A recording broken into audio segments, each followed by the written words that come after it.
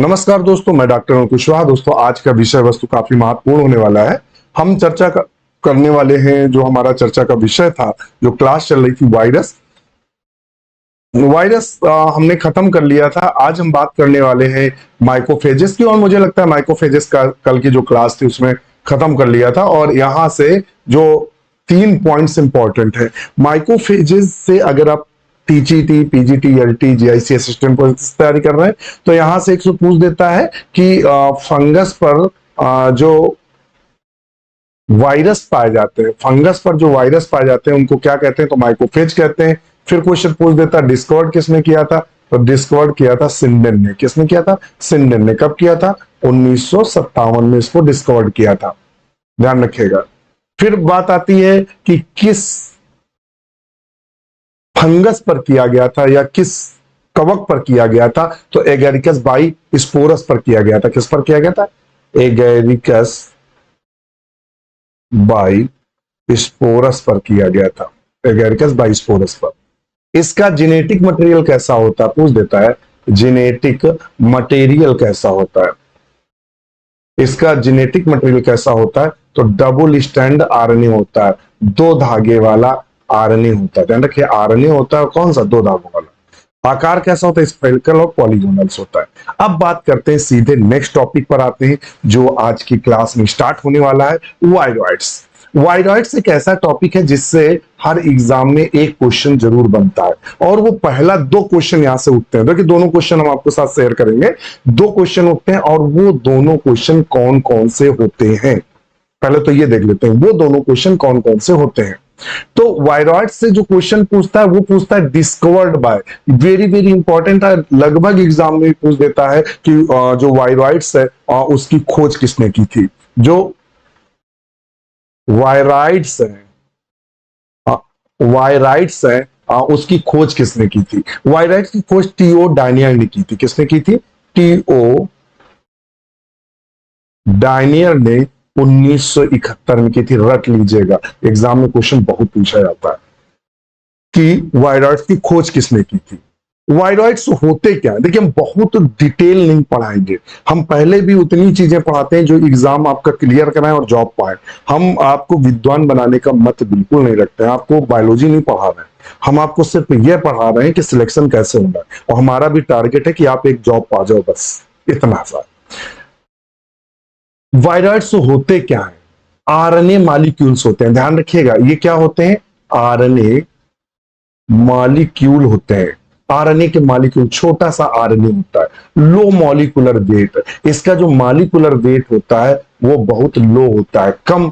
Molecular जो wait होता है वो बहुत कम होता है, या ना के बराबर होता है। और थोड़ी सी जानकारी ले लेते हैं, थोड़ा सा यहां लेकर चलेंगे कि अभी तक यही ज्ञात है कि ये सिर्फ प्लांट डिजीज ही फैलाते हैं। अभी तक यह सिर्फ पता है कि ये सिर्फ पौधों में रोग फैलाते हैं, रोग फैलाते हैं।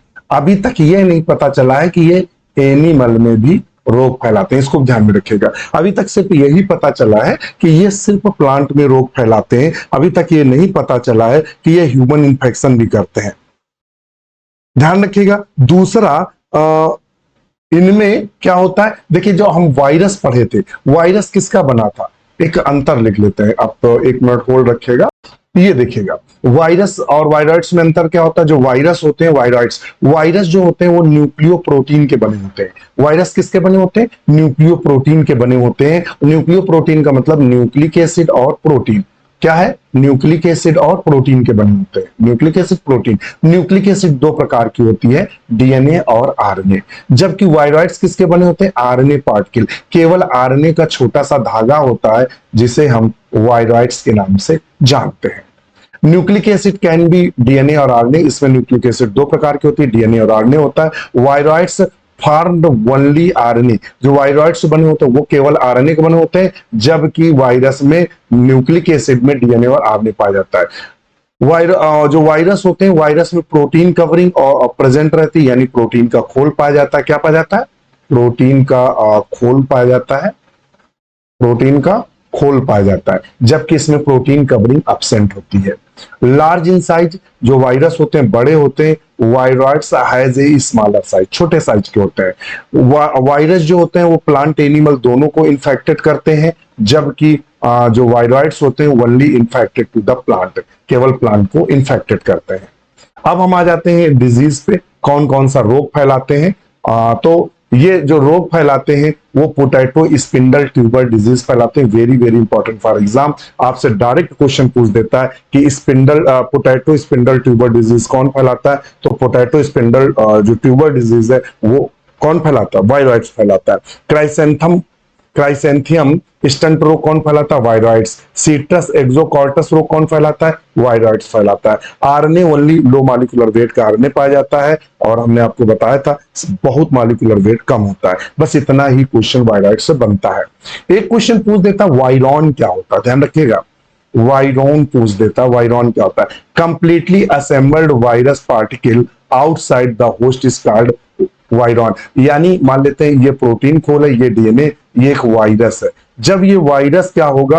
होस्ट के बाहर होगा, होस्ट के बाहर होगा। मान लेते हैं हमारा वायरस है या एड्स का वायरस है, वो मनुष्य के अंदर नहीं है, वो मिट्टी में कहीं पड़ा है, या मतलब निष्क्रिय पड़ा हुआ है, वो होस्ट में नहीं, तो उसे हम वायरॉन कहते हैं।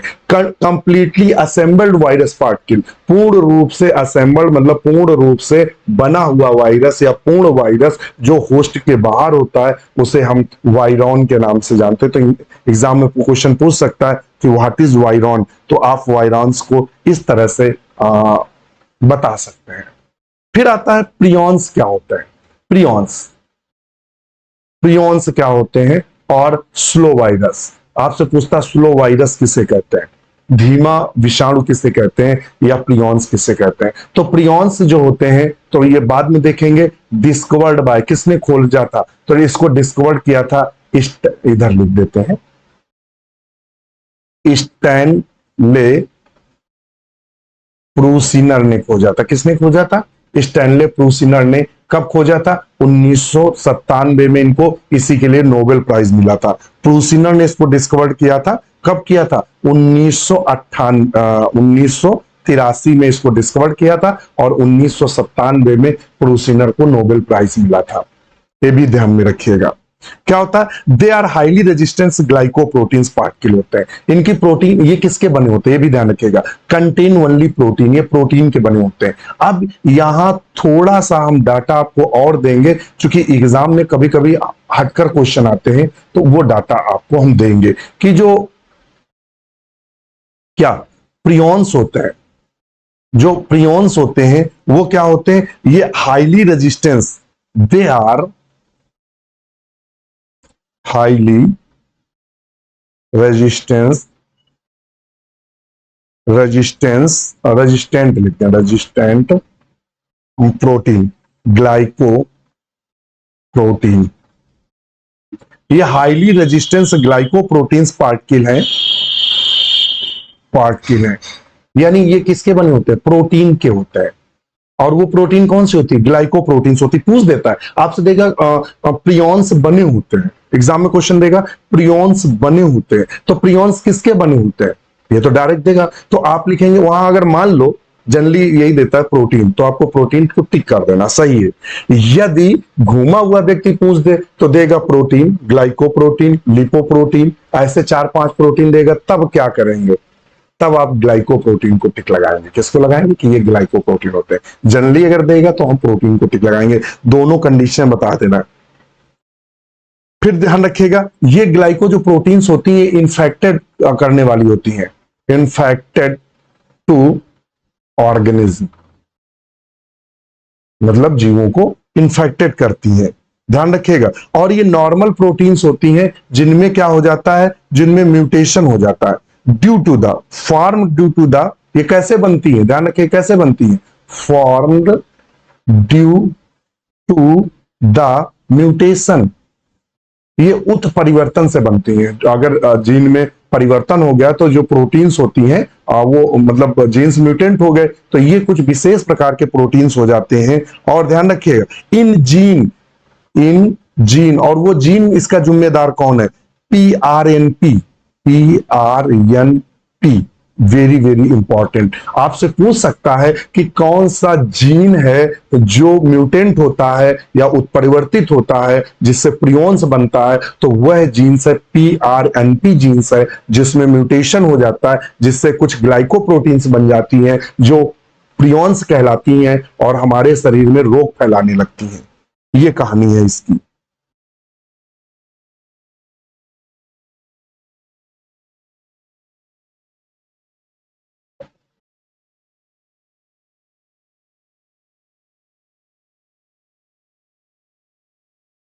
और प्रियॉन्स ध्यान रखिएगा ये इतने खतरनाक होते हैं, not infected to, not infected to, किससे ये प्रभावित नहीं होते, not not infected to protease enzyme, protease protein वाले इंजाइम से इफेक्टेड नहीं होती है, ना ये न्यूक्लियस इंजाइम से इफेक्टेड होती हैं, ना ये टेम्परेचर से इफेक्टेड होती है।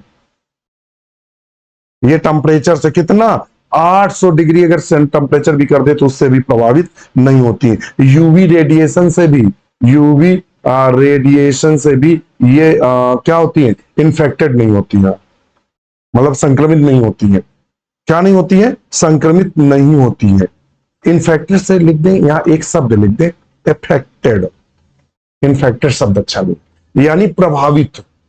क्या लिखेंगे, not affected to protease, nucleus, temperature और यूवी रेडिएशन आदि से ये प्रभावित नहीं होती है। ये फिर से एक बार हम आपको इसकी कहानी बता दें, इसकी खोज प्रूसिनल ने की थी।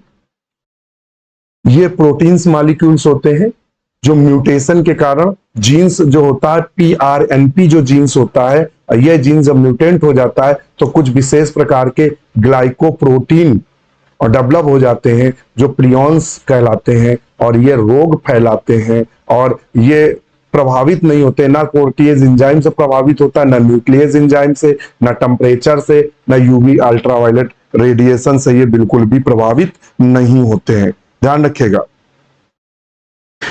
और ये एक्यूमुलेट कहां होते हैं, ये प्रायः संचित कहां होते हैं, तो एक्यूमुलेट इन नर्वस टिश्यू। ये कहां एक्यूमुलेट हो जाते हैं, नर्वस टिश्यूज में एक्यूमुलेट, इकट्ठा हो जाते हैं हमारे जो तंत्रिका ऊतक है उनमें। Bring about the degeneration, common disease caused by the scrapie of sheep. देख लेते हैं अब, ये हमने आपको बताया था, अब यहां देख लेते हैं। कंटेन ओनली प्रोटीन, इससे रोग कौन सा होता है, स्क्रैपी डिजीज ऑफ सीप। सीप में स्क्रैपी डिजीज होती है, क्रू डिजीज होती है, क्रू रोग भी इसी से होता है। कौन सा रोग होता है, क्रू रोग भी इससे होता है। और मैड काउ डिजीज होती है। और दूसरा रोग कौन सा होता है, मैड काउ डिजीज होती है, मैड काउ डिजीज होती है। और इसके अलावा कौन सा रोग होता है, शायद कभी पूछ दे एग्जाम में, तो क्रूटेज फेल्डेट, ध्यान रखिएगा, CRUETZFELDT, क्रूटेज फेल्डेट। फिर लिखेंगे क्रूटेज फेल्डेट जैकब डिजीज, जैकब डिजीज, इसको बोलते हैं CJD। CJD डिजीज जो है वो भी प्रियॉन्स फैलाते हैं। तो ये इतना प्रियॉन्स में इंपॉर्टेंट था। प्रियॉन्स में हमने सारी कहानी बयां की और आपको बताया कि जो प्रियॉन्स होते हैं वो स्लो वायरस होते हैं, ये केवल प्रोटीन के बने होते हैं। अगर पूछ दे कौन सी प्रोटीन होती तो ग्लाइकोप्रोटीन्स होती है। डिस्कवर्ड किसने किया था, स्टैनले और प्रूसिनल ने डिस्कवर्ड किया था। ये मतलब कौन सा रोग फैलाते हैं, स्क्राइब डिजीज ऑफ सीप, क्रू डिजीज फैलाते हैं, मैड काउ डिजीज फैलाते हैं, और क्विड्स फेल्डेट जैकब डिजीज फैलाते हैं, जिसे CJD के नाम से जानते हैं। इसके अलावा हमने आपको मैटर भी उपलब्ध कराया था। ये हमने कहा था कि ये इन्फेक्ट करते हैं, form due to the mutation. कौन सा जीन म्यूटेंट होता है जब प्रियॉन्स बनते हैं, PRNP जीन्स बनता है। ये किससे प्रभावित नहीं होते, या ना protease enzyme, nucleus, temperature, UV radiation, formaldehyde आदि से ये बिल्कुल भी प्रभावित नहीं होते हैं। ये कहाँ इकट्ठे हो जाते हैं? ये जाकर हमारे नर्व टिश्यूज पे इकट्ठे हो जाते हैं, जिससे ये रोग होते हैं। ये पूरा का पूरा प्रियॉन्स था। अब हम चलते हैं इंटरफेरॉन्स। इंटरफेरॉन्स क्या होता है? इंटरफेरॉन्स वायरस इन्फेक्शन, देखिए रिपोर्टेड बाय, किसने रिपोर्ट किया था फिर हम आपको बताते हैं। जीएम फाइंडली एंड मैकलम ने इसको किया था। किसने किया था? GM फाइंडली and McCullum. 1937 में पहली बार इन्होंने इसको रिपोर्ट किया था, बताया था, पहली बार इन्होंने आइडेंटिफाई किया था। टर्म गिवन बाय, ये इंटरफेरॉन शब्द किसने दिया? तो एलियाक इसाक्स एंड लिंडेमैन ने 1957 में इंटरफेरॉन शब्द दिया था। इंटरफेरॉन्स बने किसके होते हैं? प्रोटीनियस नेचर के होते हैं। ये प्रोटीन्स के बने होते हैं। किसके बने होते हैं? प्रोटीन्स के। ये पीजीटी और असिस्टेंट प्रोफेसर में क्वेश्चन पूछा जा चुका है कि इंटरफेरॉन्स किसके बने होते हैं? तो प्रोटीन्स के बने होते हैं। किसके बने होते हैं? प्रोटीन्स के। अभी पूछा गया है यहाँ इंटरफेरॉन से कौन सा पोर्शन इंपॉर्टेंट है? तो इंटरफेरॉन से आपसे पूछेगा कि इसको रिपोर्ट किसने किया था? तो फाइंडली एंड मैकलम ने किया था। और टर्म किसने दिया था? एलियाक इसाक्स एंड लिंडेमैन ने दिया था। नेचर प्रोटीन के बने होते हैं और इनका कार्य क्या है? ये जब वायरस इन्फेक्शन होता है तो हमारा बॉडी जो है, हमारा जो बॉडी है वो कुछ स्पेशल प्रोटीन बनाता है उस वायरस को इनएक्टिव करने के लिए, जिसे हम इंटरफेरॉन्स के नाम से जानते हैं। जैसे आपको जुकाम हुआ तो हमारी बॉडी एक विशेष प्रकार की प्रोटीन बनाती है जो उस जुकाम के वायरस को निष्क्रिय कर दे। 4-5 दिन बाद वायरस निष्क्रिय हो जाता है, तो वो प्रोटीन जो हमारा शरीर बनाता है उसे इंटरफेरॉन्स कहते हैं। तो आप समझ गए होंगे इंटरफेरॉन्स क्या होते हैं। मुझे नहीं लगता कि आप कंफ्यूज होंगे इंटरफेरॉन्स को लेकर।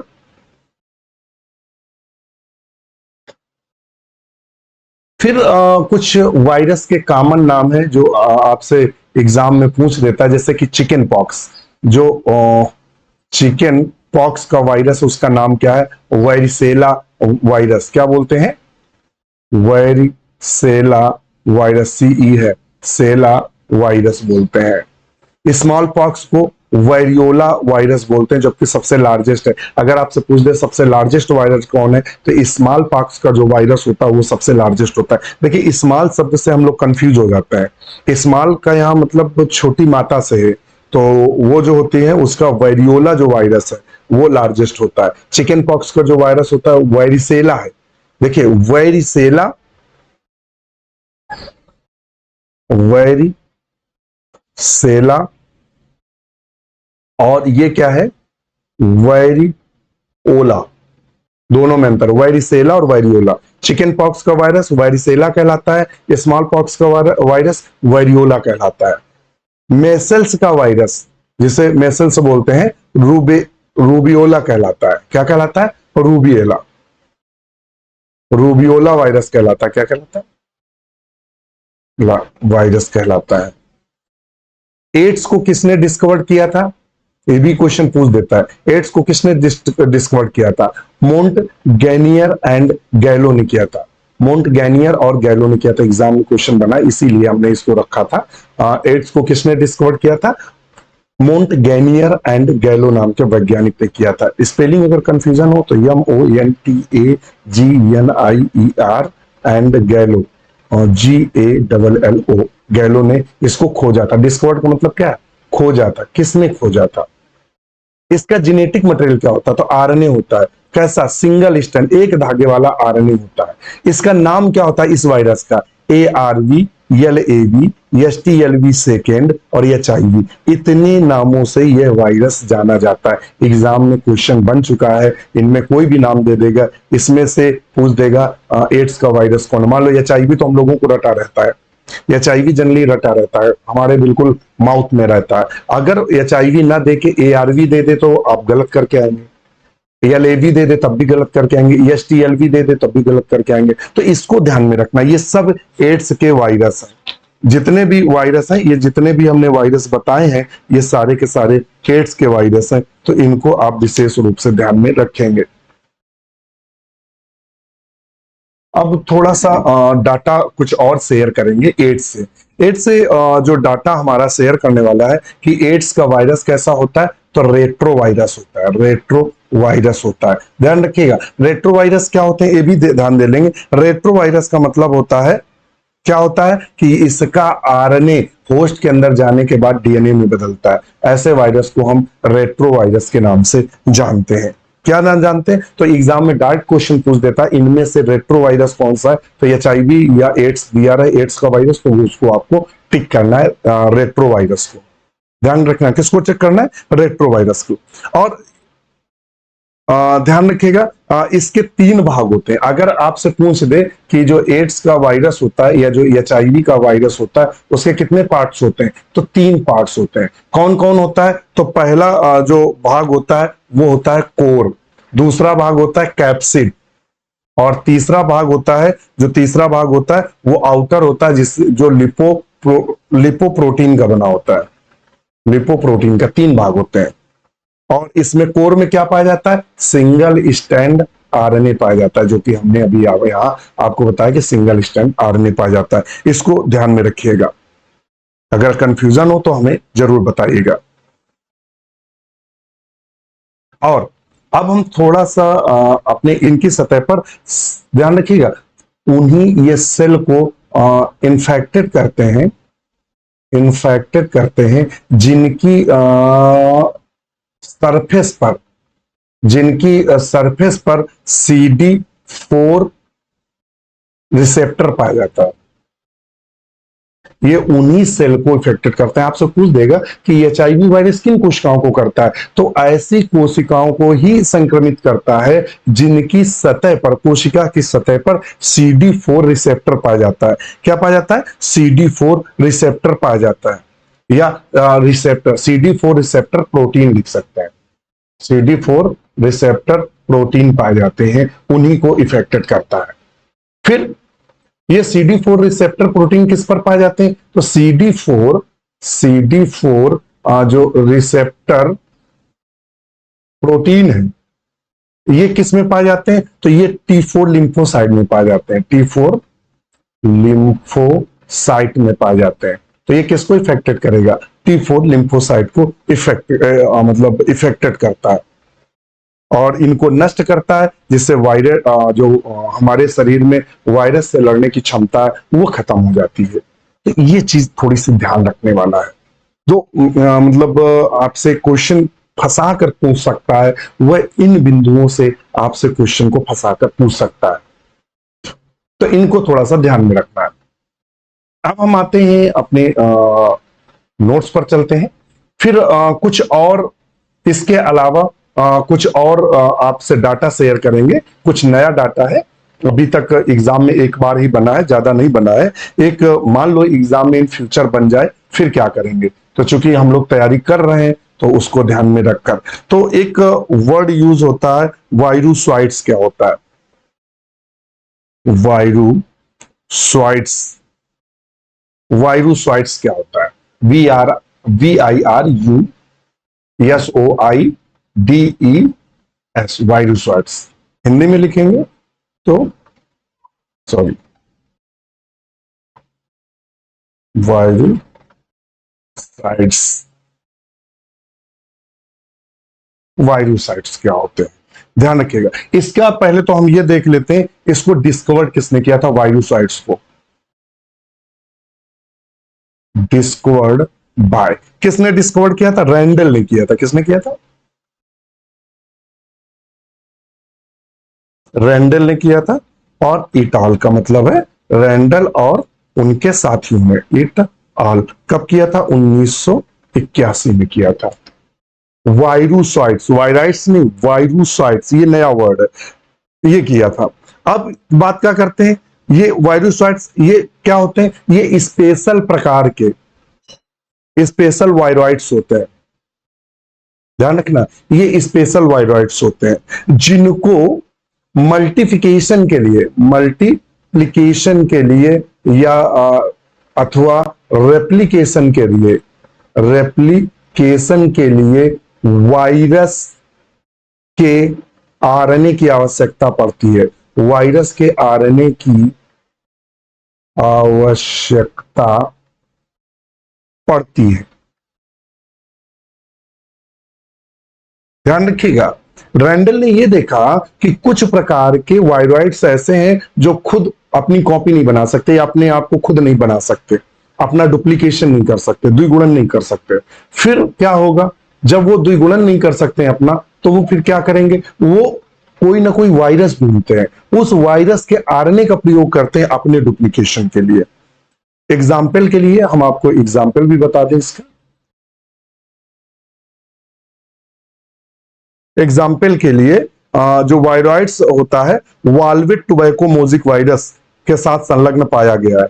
किसके साथ संलग्न पाया गया है? वाल्वेट टोबैकोमोजिक वायरस के साथ, वाल्वेट टोबैकोमोजिक वायरस के साथ एक वायरॉइड्स संलग्न पाया गया, जुड़ा हुआ पाया गया। किसके साथ? वाल्वेट टोबैकोमोजिक वायरस के साथ संलग्न पाया गया। तो इससे यह पता चला कि यह वायरॉइड्स खुद मल्टीप्लिकेशन नहीं कर पा रहा था, इस वायरस के साथ रहकर मल्टीप्लिकेशन कर रहा था। उनको हम क्या बोलते हैं? तो उनको हम यूज करते हैं शब्द वायरोसॉइड्स। क्या शब्द यूज करते हैं? वायरोसॉइड्स। तो इनको भी आप ध्यान में लेकर चलेंगे। मान लेते हैं एग्जाम में आपको कहीं फंसा दे, तो फिर क्या करेंगे?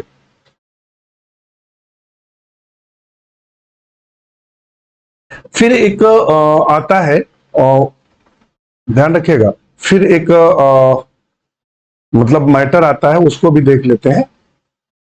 थोड़ा सा चौड़ा कर लें इसको, यहां तब आएगा सही। फिर आता है डिफेक्टिव वायरस। क्या होता है डिफेक्टिव वायरस? क्या होते हैं, एग्जाम में आपसे पूछ सकता है डिफेक्टिव वायरस क्या होता है। ये डिफेक्टिव वायरस होते हैं जो क्या होते हैं, डिपेंड ऑन अदर वायरस। ऐसे वायरस जो खुद ऐसे इतने त्रुटिपूर्ण होते हैं, कुछ नहीं, आप स्वयं कुछ नहीं कर पाते हैं, दूसरे विषाणुओं पर या दूसरे वायरस पर आश्रित होते हैं। इन्हें हेल्पर वायरस बोलते हैं। इनको क्या बोलते हैं? Helper virus. जिन वायरस पर ये निर्भर रहते हैं उनको हम हेल्पर वायरस के नाम से जानते हैं।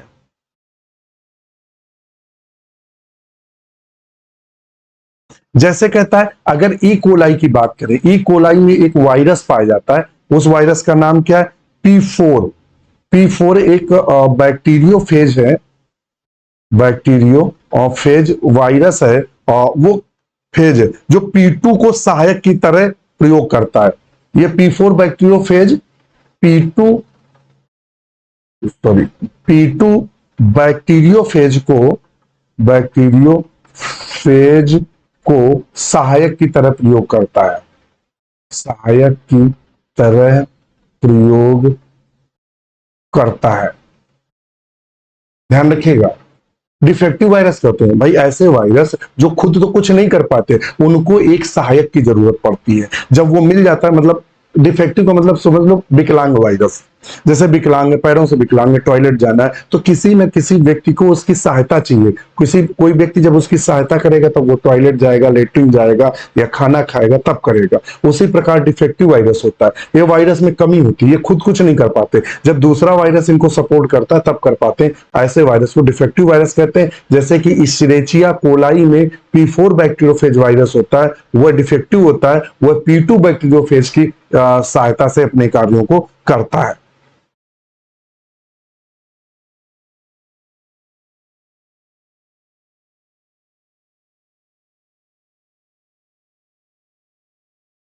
एक और देख लीजिएगा, ये छोटे छोटे क्वेश्चन है। एक आता है सैटेलाइट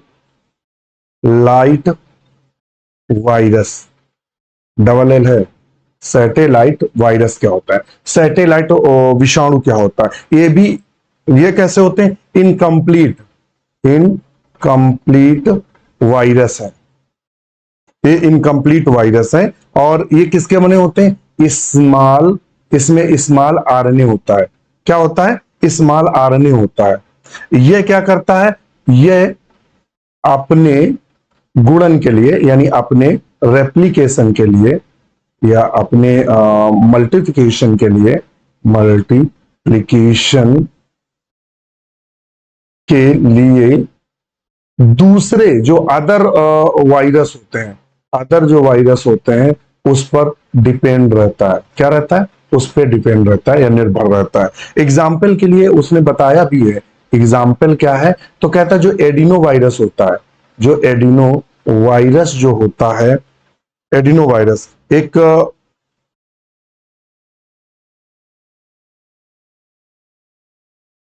एडिनो वायरस का जो सैटेलाइट, सॉरी, जो सैटेलाइट सैटेलाइट जो वायरस है वो कौन है? वो है डेपिडो, डेपेडो वायरस है। क्या है? डेपिडो वायरस है।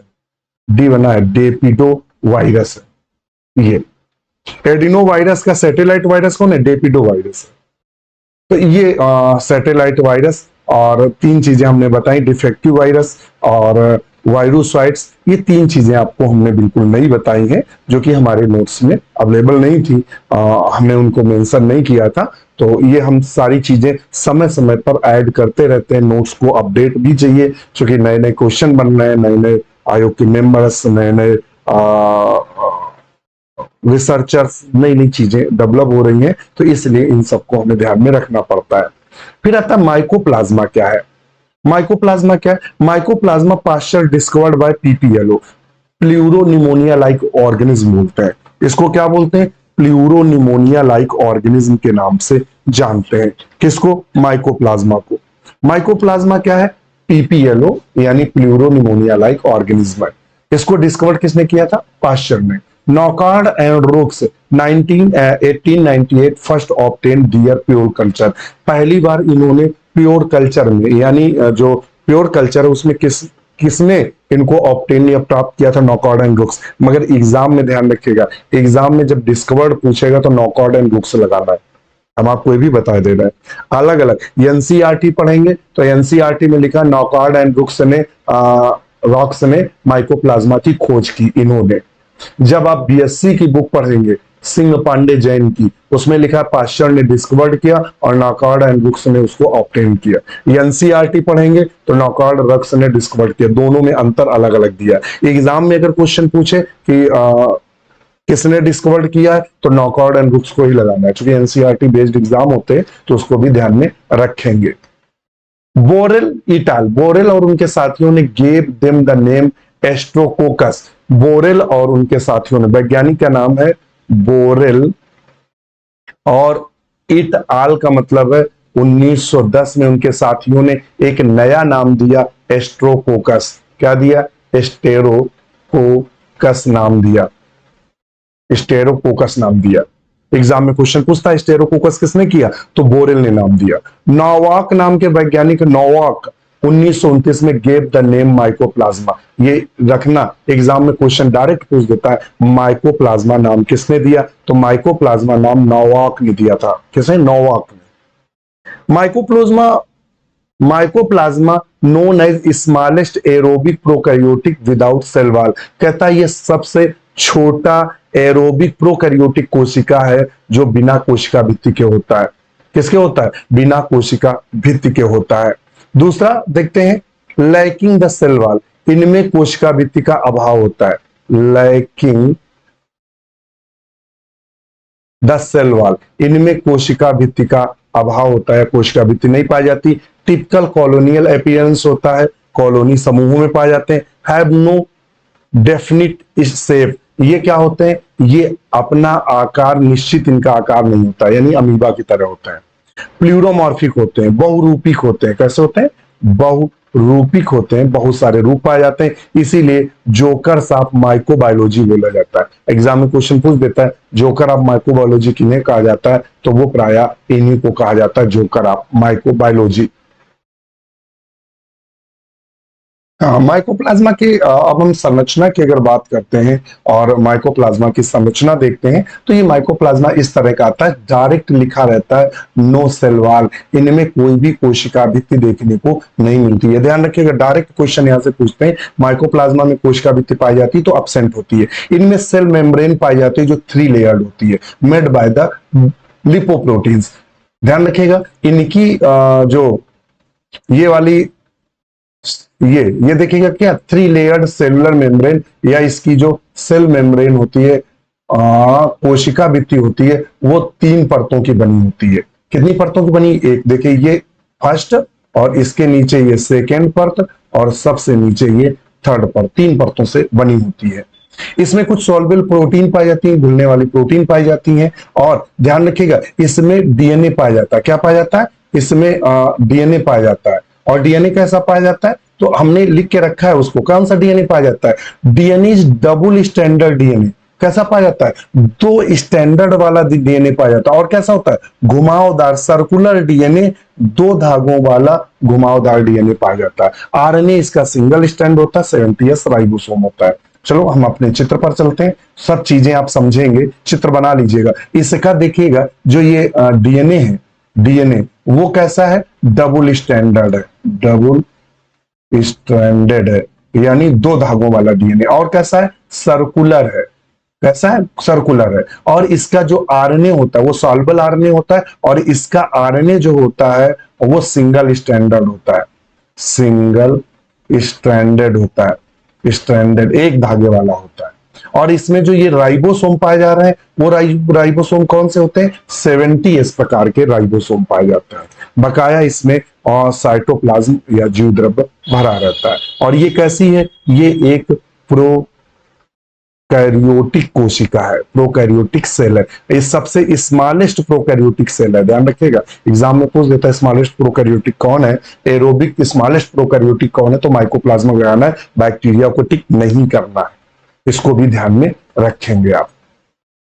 फिर इसमें डीएनए की मात्रा कितनी होती है? 4% होती है। आरएनए कितना होता है? 8%। इसकी पूरी कोशिका में डीएनए 4% और आरएनए 8% होता है। यह जनन कैसे करता है? यह अपना रिप्रोडक्शन कैसे करता है या जनन कैसे करता है? By budding. इससे क्या होता है? छोटी छोटी इस तरह बड निकलती है, और ये बड जैसे ही अलग हो जाती है, अलग होकर नए माइकोप्लाज्मा बनाती हैं। कभी कभी माइकोप्लाज्मा छोटे छोटे खंडों में टूट जाता है और नए माइकोप्लाज्मा बना देता है। बाइंडरी फिजन में क्या होता है? एक माइकोप्लाज्मा 2 में विभाजित हो जाता है इस तरह से, और 2 माइकोप्लाज्मा का निर्माण हो जाता है। इवोल्यूशन की बात करें, किससे क्या बना? तो सबसे पहले वायरस बने, और वायरस के बाद माइकोप्लाज्मा बने, माइकोप्लाज्मा के बाद बैक्टीरिया बना। फिर आता है माइकोप्लाज्मा से रोग कौन से होते हैं? Very very important for exam, exam में बहुत पूछा जाता है। तो लिटिल लीफ ऑफ ब्रिंजल, सबसे ज्यादा क्वेश्चन यही पूछा जाता है कि लिटिल लीफ ऑफ ब्रिंजल किससे होता है? क्या होता है? लिटिल लीफ ऑफ ब्रिंजल किससे होता है?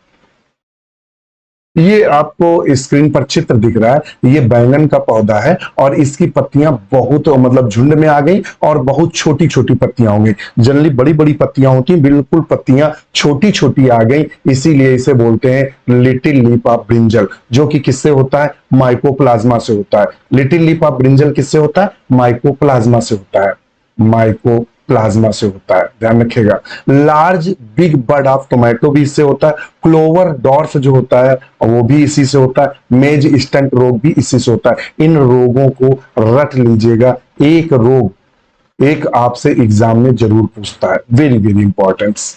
और यल फॉर्म बैक्टीरिया क्या होता है? एग्जाम में पूछ सकता है यल फॉर्म बैक्टीरिया क्या होता है। L form bacteria in culture bacteria, जब हम बैक्टीरिया को कल्चर मीडियम में कल्चर कराते हैं, in some case without cell wall, तो वह बैक्टीरिया कभी कभी उसमें सेल वॉल नहीं पाई जाती है, सेल वॉल नहीं होती है, तो इस प्रकार के बैक्टीरिया को हम यल फॉर्म बैक्टीरिया के नाम से जानते हैं। ध्यान रखना, जनरली नहीं, बैक्टीरिया में सेल वॉल कोशिका भी पाई जाती है, मगर जब हम कल्चर कराते हैं तो कभी कभी सेल वॉल नहीं बन पाती है, बैक्टीरिया बन जाता है, तो उस सेल वॉल या कोशिका भी रहित बैक्टीरिया को हम येल फॉर्म बैक्टीरिया के नाम से जानते हैं। तो आज के लिए इतना ही। हमारी कल से, आज से पूरा का पूरा वायरस होता है खत्म। कल से जो हमारी क्लास शुरू होगी वह क्लास शुरू होगी बैक्टीरिया या जीवाणु। तो आज के साथ इतना ही, आज्ञा दीजिए, नमस्कार।